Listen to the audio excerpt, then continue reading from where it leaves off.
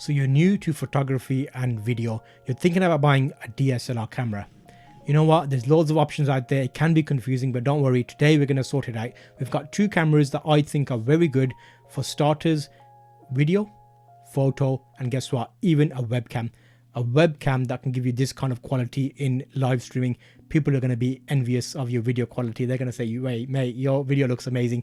So the two cameras I've got are, of course, a Canon EOS Rebel S3, also known as a 250D in the UK, and a EOS Rebel T7, also known as a D2000.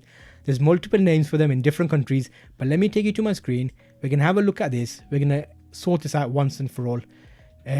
SL Professor, hello, thanks for joining. I will come on to yours next. Let me just have a quick look here. I'm going to read what you said there. So, okay, the first camera here is a Canon EOS Rebel S3. Now, that was released in 2019. The T7 is a second option, which is also a good camera. I think you'll like it. So the T7 comes with some additional benefits, but the SL3 is a better camera in my opinion, but I'll tell you why. So okay, 2018 and 2019, about 1 year difference between the two cameras. Let me zoom you in on this so you can see everything I see. Okay, thank you DP Review. I use them regularly to kind of compare cameras to next to each other. Hopefully you can see that. Okay, so the first thing here is they're both compact SLR cameras, so they're not full frame large body cameras, like not massive. They're quite like reasonable to handle. They're a bit smaller. I use a Canon T2i, which is an older model, but still performs well for me. So the T7 is a big improvement. So let's bring back on that.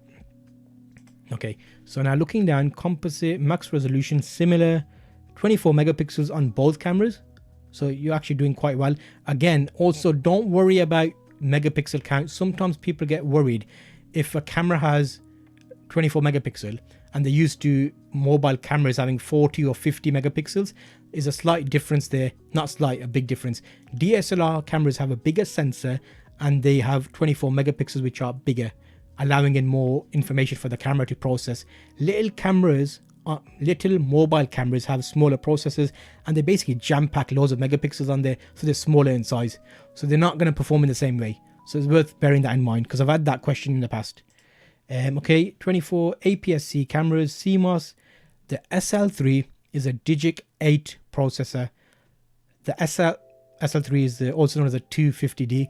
The EOS Rebel T7 has a Digic 4. So there's quite a bit of difference there in terms of the processors. There's about 4 differences in models. What do we mean by Digic processors? Digic processors basically, to give it in a normal way to explain it for you, when a camera is taking its photo or is doing video, how it processes the photo after it's taken in the camera. If it's, for example, using a high ISO and expanding the ISO memory, ISO refers to the light. So if you're in a dark environment and you use a high number to get a brighter image, how it handles that information. Autofocusing in video, how it processes that. So that's what Digic stands for. 8 is a newer model, so it'll be coping better than an older one. Kind of gives you an overview of that. Let's have a look. And apart from that, color space, I'll look at the main things I look at. We won't look at every little detail. So white balance presets, boosted ISO 51,000 versus 12. So you'll see there that because it's got a newer Digic processor, it'll have a better, higher ISO performance with extended options. Image stabilization, raw is like you could take a raw photo, similar to you get all the information of the photo so you can edit it later. The main thing I'm urging to look at is the video bit.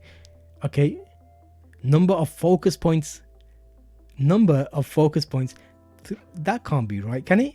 3,975 in the SL3 and the other T7's got 9. What we mean by focus points, let me show you an example here. So now I'm going to put my camera on. Hopefully I've charged my battery on this one. Yay, we're good. Okay, let me zoom you in. Let me show you a live example of what that means, just so you know exactly what we're talking about. So in this example, if I was to take a photo, you'll see their menu selection. See them little dots there? I can select between them. I've got 9 there. What that refers to is, if I'm taking a photograph, I can put one of them dots on specific things that the camera will focus on that item. One camera, SL3, has lots of those focus points. So you'll have loads of them dotted around the screen. Do you need loads? I don't think you do. Because what you do is you focus. Let me focus Okay, hopefully you heard that beep. That beep. So now it's focused. I can reposition my camera into a different place. So if I wanted to get on something which is outside those dots, let me go back to that screen. If I wanted to focus on something outside those dots, all I do is focus that on the item I want and then reposition. So it's called focus and reposition. So it's not a massive deal breaker, but it has got more of those, basically, the autofocus points. Apart from that, what else are we looking at? Ooh, okay, the SL3 has a fully articulating screen. Now, in your example, Shane, you're wanting to do video. That's going to be quite a handy thing to have, because you can basically flip the screen around and look at yourself as you're doing a live stream or video or whatever you're doing. Well, when you're recording video, I'd say. The T7 is a fixed screen, so it's behind the camera, so you can't see it unless you put OBS and record through that and view that, which is like a slight more setup, but you're new to this, so that's probably later in your journey. Apart from that, back on my screen, like that. So we've got optical mirror cameras. That's fine, they're not mirrorless. What else we got? Let's have a quick look at this. Oh, okay, so continuous drive. The SL3 has 5 frames a second. So if you're doing sports photography, or you saw someone running and you took photographs, in 1 second you take up to 5 with the SL3. With the T7, the one I'm showing you, is 3 frames a second. So there's a slight difference there of how many shots you're going to get. What else we got?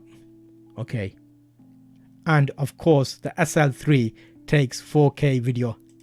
So in cameras, generally, if you pay a bit more money, you're getting some extra benefits. In this example, the SL3 comes with 4K video recording, which means you're going to be doing 25 frames a second in 3840 times 2160, which is 4K. The T7 is 30 frames a second at 1080p.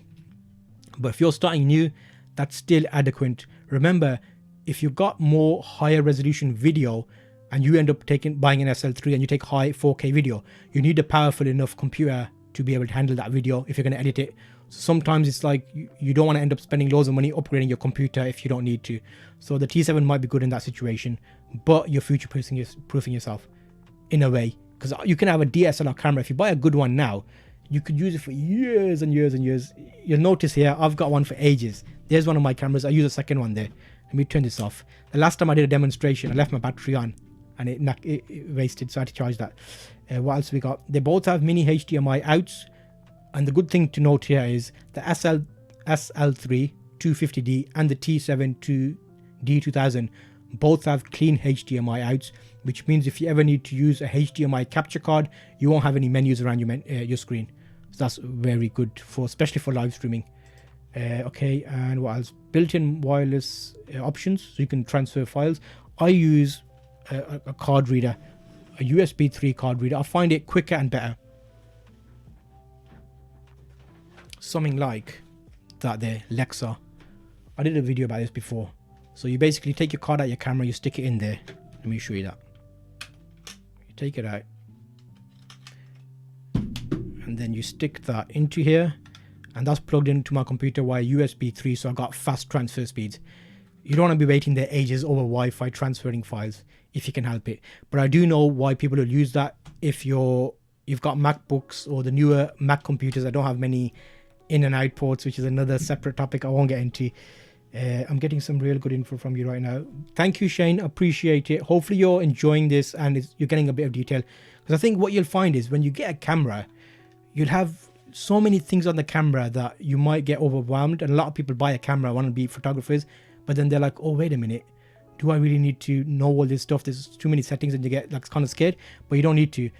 Learn through them step by step. Find your limitation. If you take a photo, look at the photo, see how can it be better, why wasn't it good, and then take the next step. How can I make it better? Jump onto YouTube, find some videos online. There's loads of people doing loads of videos, so any one of them will get you some good advice. Okay, so built-in wireless remote control. Yes, wired or wireless. What they mean by that is if you do time lapse, you can plug in a remote control and use it. It normally goes in the side of the camera. Like there's normally a plug here. And thank you for following, Shane. Appreciate it. Lithium ion batteries, perfect. Ooh, battery life. Okay.